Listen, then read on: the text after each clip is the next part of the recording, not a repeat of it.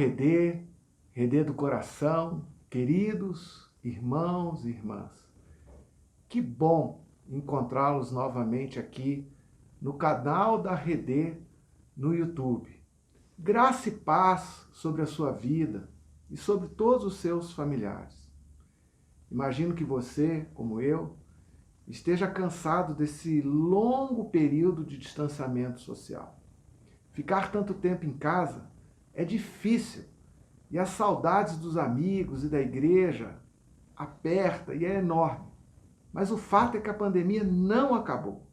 Apesar dos números declinantes de casos e de mortes, graças a Deus. Não podemos descuidar até que tudo passe. Aguente firme, persevere até o fim. Tome todas as medidas protetivas e mantenha-se seguro e saudável. E ore conosco para que o Senhor, que é o cabeça da igreja, nos dê forças para perseverar e direção do céu quanto aos próximos passos. A saúde é um bem precioso e precisa ser preservada. Como é ruim ficar doente. Nós desejamos que todos tenham a sua saúde preservada. Aliás, a Bíblia apresenta Deus agindo para a nossa salvação, visando o nosso bem. E os atos e ações da igreja devem ser congruentes com o sentido da ação divina. No grego, a palavra salvação tem conotação médica e significa cura, recuperação, remédio, livramento, preservação, salvação. E o livro de Hebreus enfatiza que Jesus é a fonte da salvação integral, para a pessoa toda, para a pessoa inteira. Jesus se tornou a fonte de salvação eterna para todos que lhe obedecem. Jesus é chamado de autor da salvação e também de autor e consumador da nossa fé. Portanto, ao colocarmos nossa vida nas mãos de Jesus, ao confiarmos a Ele o nosso coração, somos salvos e estamos sendo guardados em segurança pelo bom pastor. Mas como Jesus se tornou a fonte, a causa, a origem, o princípio de salvação eterna? O que Jesus fez para tornar-se o reconciliador entre o divino e o humano, entre o Criador e a criatura, entre o eterno e o temporal? Que fatos tornam Cristo apto para causar salvação? Vamos considerar 3 razões que demonstram que Jesus é o legítimo, o verdadeiro causador, originador da salvação para todo aquele que nele confia. A primeira razão: Jesus é o mediador entre Deus e a humanidade. A obra de Jesus é descrita de diversas formas por toda a Bíblia. Podemos classificar, organizar as descrições da obra de Jesus em 3 grupos, muitas vezes chamadas de os 3 ofícios de Jesus. Jesus é descrito como rei, que traz o reino de Deus, que é o próprio rei presente entre nós, que governa atualmente do céu até estabelecer plenamente o seu domínio de graça e de amor sobre todo o universo. Esse é o ofício real. Mas também Jesus é descrito como profeta, muitas vezes, e em Hebreus como aquele que traz a palavra de Deus, a palavra nova de Deus, a palavra definitiva de Deus para hoje. Esse é o seu ofício profético. Mas Hebreus enfatiza a descrição de Jesus como mediador, como sumo sacerdote. Esse é seu ofício sacerdotal. Jesus é o grande sumo sacerdote, designado para realizar a mediação definitiva entre Deus e a humanidade. Sacerdote é aquele que realiza a mediação entre Deus e os homens. Os sacerdotes têm a função de ajudar as pessoas a se aproximar, a chegar a Deus. Um sacerdote age em função dos outros, age em função das pessoas nas coisas que se referem a Deus. Paulo uma vez escreveu assim: Deus deseja que todos sejam salvos e cheguem ao pleno conhecimento da verdade. Pois há um só Deus, um só mediador entre Deus e os homens, o homem Jesus Cristo, o qual se entregou como resgate por todos. Jesus apresenta Deus para a humanidade e cuida dos assuntos de Deus, dos assuntos divinos entre nós, e representa a humanidade diante de Deus. Por causa das nossas fraquezas, precisamos de ajuda. Seja o nosso desconhecimento de Deus, seja o nosso pecado, seja a nossa alienação, seja a incapacidade de orar adequadamente. Precisamos da assistência, da mediação de Jesus.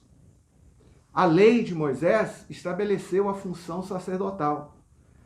A lei lá do Antigo Testamento, os sacerdotes do Antigo Testamento, são uma sombra, como quase tudo do Antigo Testamento, da obra definitiva que Jesus realizou pela entrega da sua própria vida como oferta a Deus. Jesus é o mediador perfeito, o mediador definitivo. E ele preencheu todas as exigências divinas para ser um sacerdote e por isso se tornou o autor da nossa salvação. Ele foi escolhido e designado por Deus. O sacerdócio não pode ser escolhido por vontade própria. O sacerdócio não pode ser comprado, não pode ser fruto de articulação ou de interesses políticos. Precisa ser a pessoa indicada por Deus para o serviço definido por Deus. A vocação de Jesus aconteceu antes da encarnação. Contudo, entrou em vigor na história ao realizar a sua missão, especialmente a sua morte e a sua ressurreição, que confirma a eficácia da sua obra sacerdotal. O resultado do sacerdócio ou mediação de Jesus foi que Jesus entrou nos céus, não num santuário terreno. Entrou na morada e na presença de Deus, ou seja, a sua obra foi aprovada, foi aceita. E agora Jesus está diante de Deus. Ele tem acesso pleno a Deus. Não há nada que o impeça de falar com Deus e de nos apresentar ao Pai. Por meio de Jesus, a separação entre Deus e o povo está superada.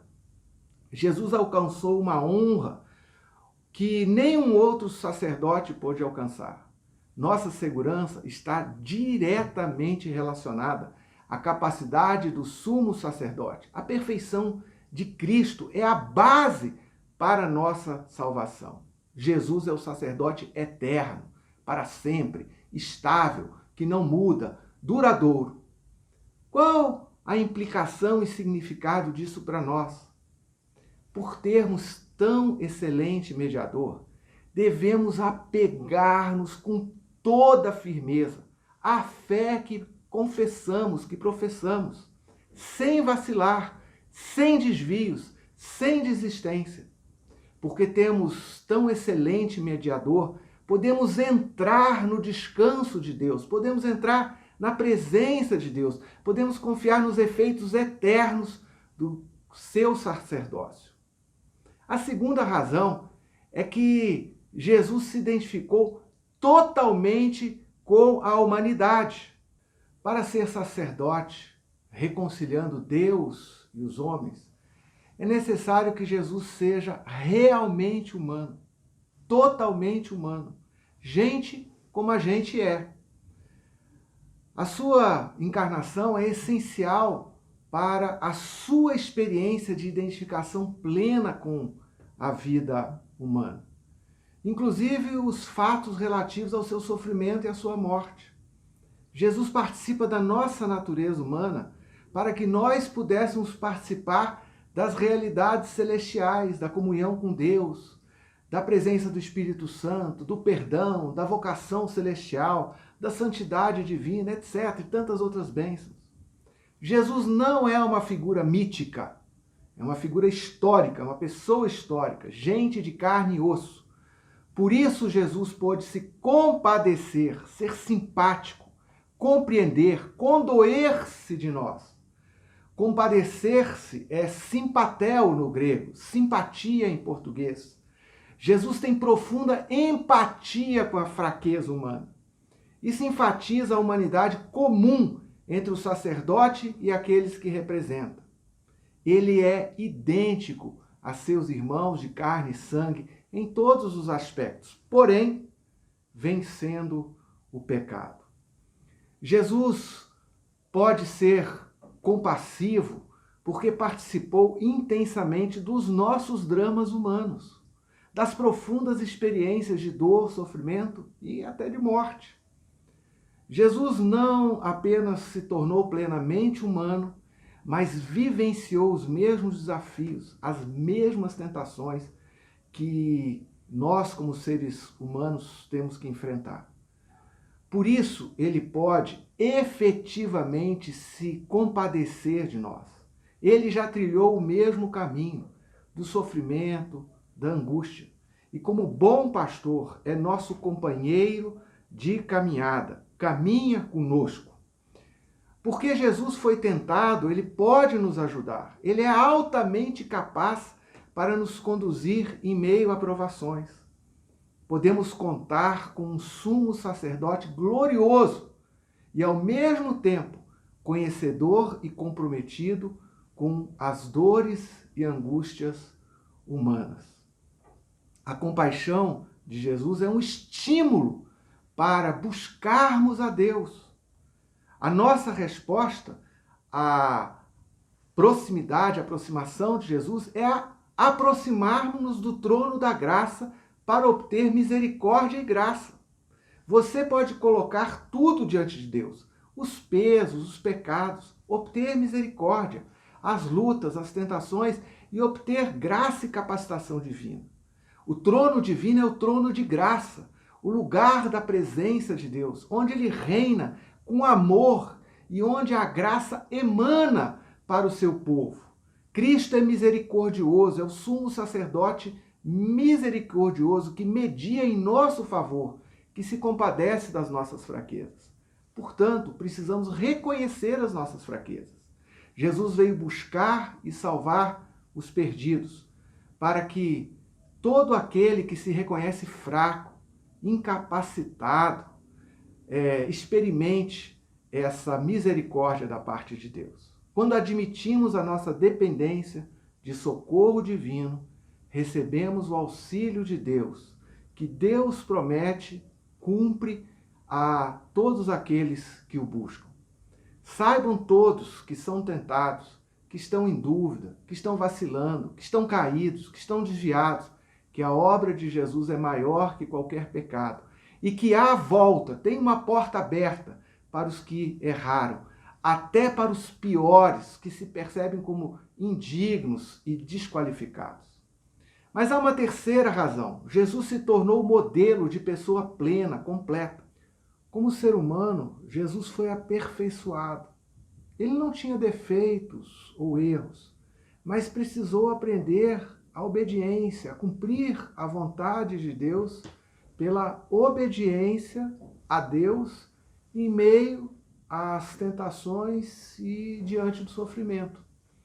Nesse aspecto, ele também se identificou conosco. É o nosso modelo, é a nossa referência de vida. A maturidade existencial, a plenitude como pessoa, vem pela sujeição à vontade e ao projeto divino. Ao contrário do modo vigente, autocentrado, de afirmação de si mesmo, de afirmação do próprio ego, da própria vontade. Por ocasião da sua encarnação, Jesus submeteu-se inteiramente às ordens de Deus, mesmo que isso implicasse em desafios e provações difíceis de enfrentar. Quando tentado, Jesus orava. Quando passava por provações, Jesus orava. Quando discernia situações perigosas de provação para os seus discípulos, ele intercedia por eles. Jesus não orou para opor-se à vontade de Deus, nem para tentar persuadir a Deus a fazer algo diferente dos seus planos, dos seus propósitos. Jesus nunca se esquiva das dificuldades decorrentes da obediência a Deus. As orações de Jesus foram ouvidas, embora de modo inesperado ou surpreendente para nós. Deus não o livrou da cruz, mas concedeu graça para que ele a suportasse e, principalmente, Deus ouviu a oração de Jesus ressuscitando dentre os mortos. O atendimento da oração de Jesus tornou-se visível no fortalecimento que ele recebeu através da assistência angelical lá no jardim do Getsêmani. A oração não nos livra de obedecer à vontade de Deus. Nem Jesus foi livrado da cruz pela oração, mas recebeu capacitação para enfrentá-la. Na verdade, muitos resistem à oração porque a oração necessariamente significa submissão à vontade de Deus, submeter a nossa vontade à vontade divina. Ou seja, oramos não para satisfazer os nossos caprichos, os nossos desejos, mas para ajustarmos-nos à vontade de Deus. O ponto culminante da identificação e solidariedade de Jesus conosco foi a sua obediência até a morte. Jesus, ao entregar a sua vida a Deus, tornou-se a causa eficiente de salvação eterna para todos que o seguem, para todos que dão ouvidos às suas palavras, para todos que se conectam, se ligam pela fé a Ele.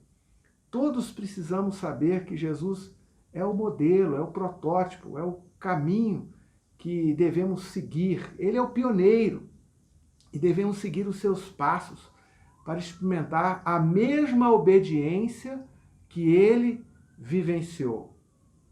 Que a nossa resposta pessoal à graça de Deus seja a adesão com fé a Jesus, ao Evangelho, porém com uma fé qualificada, fé que se traduz em obediência. Não se engane, a fé que não é entrega obediente nos termos descritos em todo o livro de Hebreus, a fé que não se sujeita, que não se submete, não é a fé que agrada a Deus, não é a fé que Deus espera, não é a fé que Deus deseja. A nossa resposta de fé envolve sim obediência, senão vira graça barata. Não é obedecer para ser salvo, é obedecer porque foi salvo. Não é obedecer para obter mérito e crédito com Deus, mas obedecer para ser aperfeiçoado como pessoa humana. Todo discípulo, toda discípula de Jesus precisa aprender a negar-se a si mesmo, a tomar a sua cruz e a seguir a Jesus no roteiro que culmina em ressurreição e ingresso na esfera da presença divina. É maravilhoso. Se desejamos que a obra de Cristo nos seja proveitosa, então devemos ser obedientes a Deus como Jesus foi ao Pai. A Bíblia é um livro cheio de convites. Há muitos convites maravilhosos, como o convite para lançar sobre Deus toda a nossa ansiedade, como o convite de colocar os fardos pesados sobre Jesus. Aqui o chamado é para compreender a grandeza da obra de Jesus, a reconciliação que Jesus efetuou entre Deus e aqueles que nele confiam. O chamado, o convite, é para considerar as enormes possibilidades que isso abre de experimentar misericórdia e graça, sabendo que Jesus se identifica completamente conosco, que Jesus nos compreende, que Jesus é simpático, que Ele sabe, que Ele conhece as dificuldades que enfrentamos, tanto quando somos tentados, como os desafios que existem na bem-aventurada, na feliz obediência a Deus. Que Deus te abençoe, que você encontre essa misericórdia divina, essa graça da parte de Deus para o seu coração e também receba a capacitação que vem do céu para obedecer a Deus, mesmo em meio a lutas e desafios como os que nós experimentamos hoje. Espero que você tenha uma excelente e abençoada semana junto com os seus familiares. Que a graça de Deus repouse sobre o seu coração e sobre toda a sua casa.